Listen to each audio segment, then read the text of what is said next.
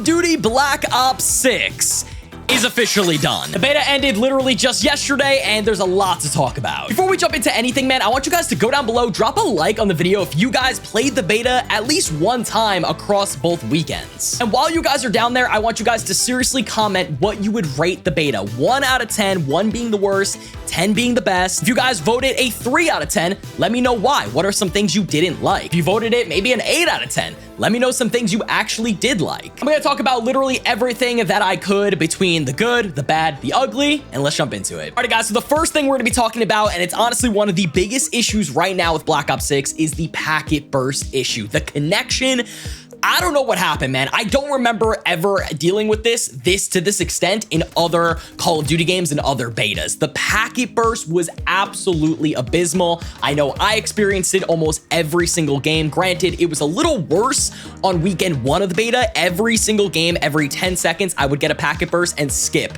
or do this weird stutter, and it would lose me a lot of gunfights. It really was not pleasant at all. Weekend 2, they changed it a little bit. They fixed it, but I still experienced packet burst. And I know myself and so many other people experience packet burst. So that was definitely one of the biggest issues. I literally made a tweet called Call of Duty Packet Burst 6 because that's just what it felt like to me. Overall, man, I really hope that in the full version of the game, when the game fully releases in October, that a lot of these issues with packet burst is fixed. And because of the packet burst, I feel like in a lot of different situations, a lot of different gunfights, I was getting inconsistent time to kill. I felt like sometimes I would delete enemies and kill very, very fast, and then other times they would eat bullets, and it was absolutely insane. And sometimes I feel like I should have killed the enemy, but they deleted me instead. Because of the packet burst, I feel like that led to inconsistent time to kills. Again, weekend 2, I felt like it was a little bit better. A TTK overall across the board was a lot better. So in my opinion,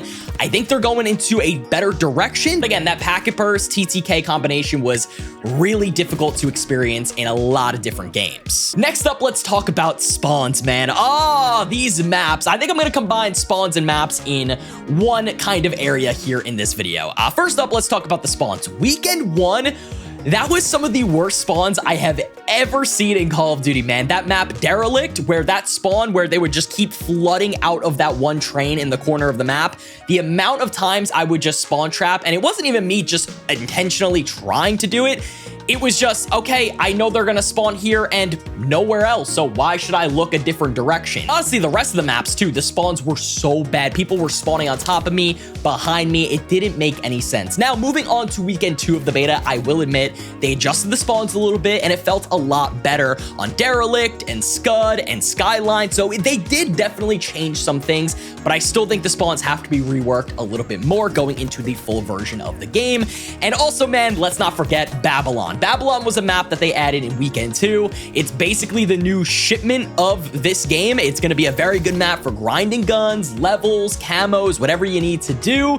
And that map had the worst spawns. I figured that out at COD Next. I literally posted a Twitter clip of me at COD Next versus other content creators, other pro players, and I literally spawn trapped them, and I figured out that spawn trap instantly. So now moving into this weekend 2 version of the beta, they didn't fix it since COD Next. And it was honestly a massive issue. You could literally watch people spawn in front of you, and it was a little ridiculous. I'm not gonna lie. So obviously, just kind of talking about the maps now in general, not just the spawns, I will say, in comparison, I am a huge Treyarch fanboy. I love the Black Ops series, and in my opinion, Treyarch makes the absolute best maps in every single Call of Duty game. They're better than IW, and they're better than Sledgehammer.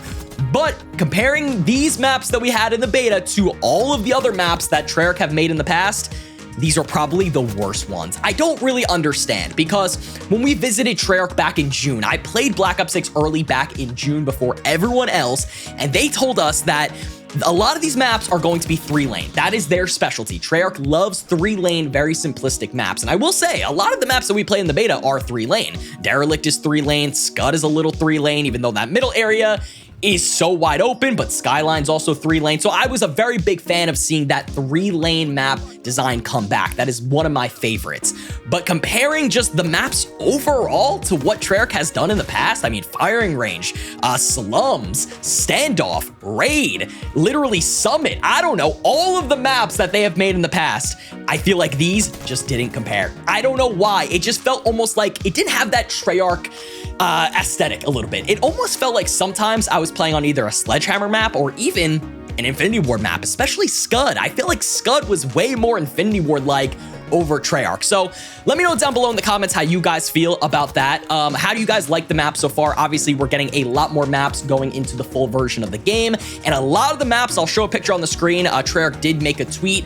A lot of these maps are medium and small size maps, which is great for me because I don't like large maps. I don't like running for 10 minutes trying to find one person and then dying and then doing over again. I'm not a fan of large maps at all, so it's really good to see that a lot of these maps are focused on medium and small sizes, which I think is perfect for Treyarch because it's a little bit more arcadey shooter compared to Infinity Ward and Sledgehammer and all that. Next up, let's talk about the gunplay. Let's talk about how the guns actually felt. Now, we all know in weekend 1 of the beta, the Jackal PDW was it. That was just the best gun in the game. Going on to weekend 2 of the beta, they did end up nerfing it, but a lot of people still used it. It was still very, very good, but in my opinion, it opened up the doors for a lot of other weapons. You could use the C9, aka the MP5, and it was one of the best weapons in the beta. You could also use the brand new Tonto 22 SMG that was unlocked at level 30, so very, very late into the beta, was probably one of the best guns I've ever used. It was that good. Again, also the ARs. I love the XM4, even the AK-74 was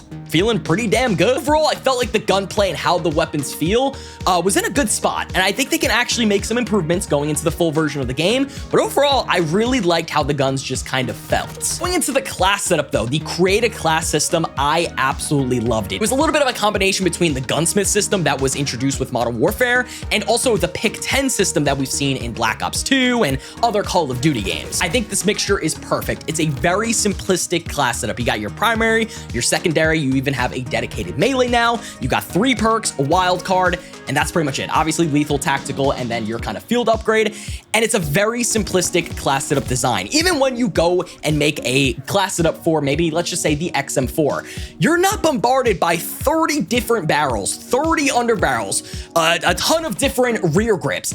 It was awesome to see the simplistic design, and also the UI was amazing. The vertical menus compared to Modern Warfare 2 with the horizontal, like constantly scrolling, they easily improved the class setup tremendously in Black Ops 6. So I was very much a fan of it. I think the condensed amount of attachments that we were able to use was perfect. If you want to use a suppressor, do it. If you want to use a compensator, do it. Speaking about the perks, in my opinion, I think the perk system is actually in a pretty decent spot, and I love the fact that you can run all blue perks or all red perks and then get a specialty bonus. I found myself always running all blue perks, so then I got the recon specialist because every time someone was behind me and they looked at me, I got an orange ping and I was able to turn around, quickly act, and it actually saved me from a lot of different gunfights. So I love the specialty bonus. There's a lot of different combinations you could use. I think the red perk, I think it was called Enforcer. Every time you killed someone, you got a movement and I think a regain or a regen of your health a little bit faster too. So that was pretty cool to get a bonus like movement buff every time you killed someone. Really nice for those people who are using the brand new Omni movement. And that's a perfect segue to talk about the Omni movement. I cannot believe it, man. This is one of my favorite things. So many awesome clips of people just dolphin diving into the big pool area in Skyline, doing a 360 and getting a no scope.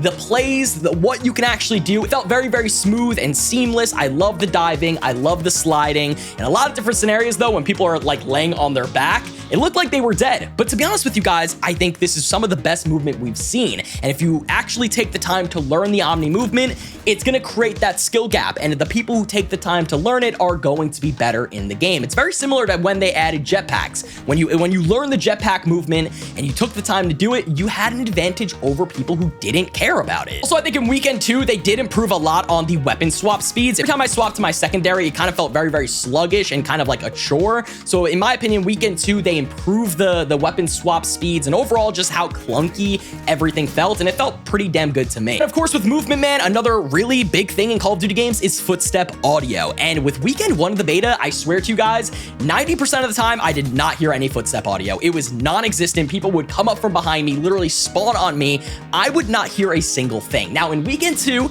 they did make some improvements. I felt like they increased the audio level of the footsteps, which was really, really great, and I think it's in a better spot. But there might be still some more improvements they could do for footsteps. Another one of my favorite additions with Black Ops 6 is the hostage system. You can take people as a meat shield, hold them hostage, and then you can also voice chat with them. One of the best additions I've seen in Call of Duty, and man, I hope it sticks because that is so awesome. So talking about the UI, man, the menu felt really, really good. It very, easy to navigate. I think the menus were perfect, but also the customizable HUD.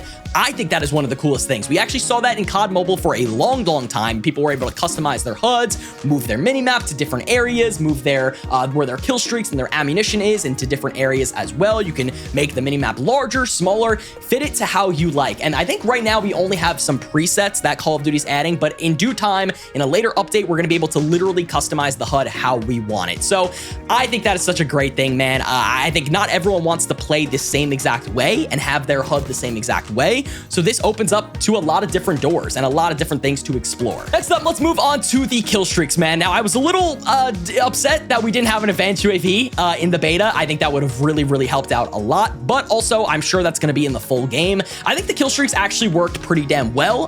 The one that I used the most was the helo, and for some reason, every time the helo is done doing its thing, or maybe someone shoots it down, it was always falling on top of you. Let me know down below in the comments if you guys had your own helo fall down on the map and kill you in the middle of a streak. It happened so many times. I hope they fix that because man, oh man, that was annoying. Other than that, UAV, counter UAV, the RCXD felt a little clunky sometimes. But other than that, I feel like the kill streaks were in a decent spot, and I really hope they add more later on in the full version. Like I said, an advanced UAV would be perfect. I also want to talk about the visibility in the game. Now, in some instances, I felt like the visibility was perfectly fine. I saw enemies across the map, but other times, especially on the map Derelict, because there's so much different, grass and trees and trains and just different areas to blend in, and there's so many different ways to look at. So I felt like sometimes the visibility was pretty bad on that map. Sometimes people would be on the middle train laying prone and I would not see them. They would perfectly blend in.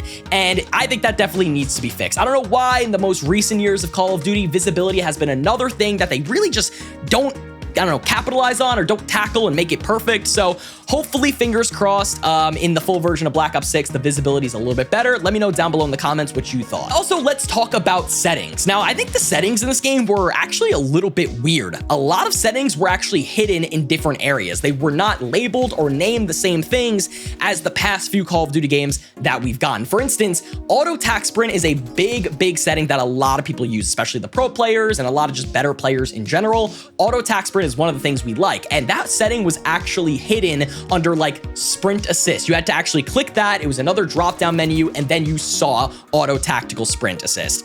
It was just so weird. I felt like that was kind of the case for a lot of different settings in this game. Also, another thing that I really didn't like is after the matches ended, there was no post-game game chat. I couldn't talk smack. I couldn't hear the other team. I could hear my teammates, but I couldn't hear the enemy team. And I felt like that's pretty important to get reactions, talk some trash, because again, it's Call of Duty. It happens. But yeah, I don't know if that was a glitch. I don't know if they said that they're going to be fixing that for the full game, but I really hope they do. And finally, man, one of the biggest things having to do with this beta was the false ban situation. Now, I actually got false banned. I was banned for a full, I think, 24 hours, and then I got unbanned, which was great. A lot of people have been tweeting me, commenting me. A lot of pro players, I believe Shotzi and Crim6, both pro players, also got banned on the game. I really hope the Ricochet anti-system improves because the false ban situation was a little bit nuts. Some people got banned in the first weekend of the beta, couldn't play the second weekend, couldn't rank up to level 30 and unlock the max rewards and unlock all the things that you could unlock. So it was a little bit weird. I really hope that, Activision improves on this, man. Ricochet, it's always been a flawed system,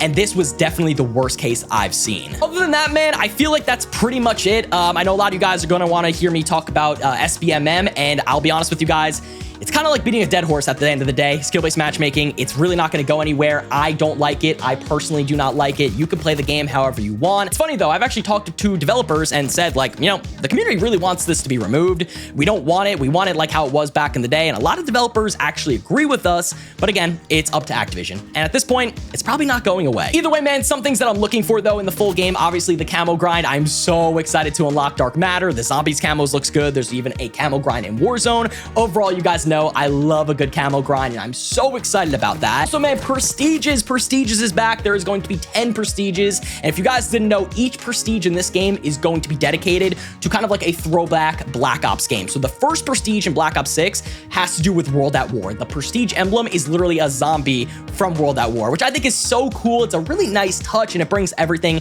kind of together. So I'm really excited about the prestige grind, level 1000 grind as well. Overall, I think there was a tweet from a Treyarch developer recently kind of confirming or hinting that there might be operator mods for weapons, which I think that was a great system back in Black Ops 4. We saw conversion kits in MW3, and I just like how you can convert and take a gun that's in the game and convert it and use it in some other kind of way. I really hope that returns. I love the uniqueness of those operator mods, so that would be really cool. Overall, man, I think I would give this beta a solid 7 out of 10. There's a lot of things that it can work with, and to be honest with you, the packet burst was my #1 enemy. So I think a solid 7 out of 10. A lot of things to improve, but either way, I'm happy that Black Ops is back. Know down below in the comments what you guys thought of the beta. Please rate it 1 out of 10, 1 being the worst, 10 being the best. Let me know your thoughts and opinions. What did you like? What did you hate? And I'll see you guys next time.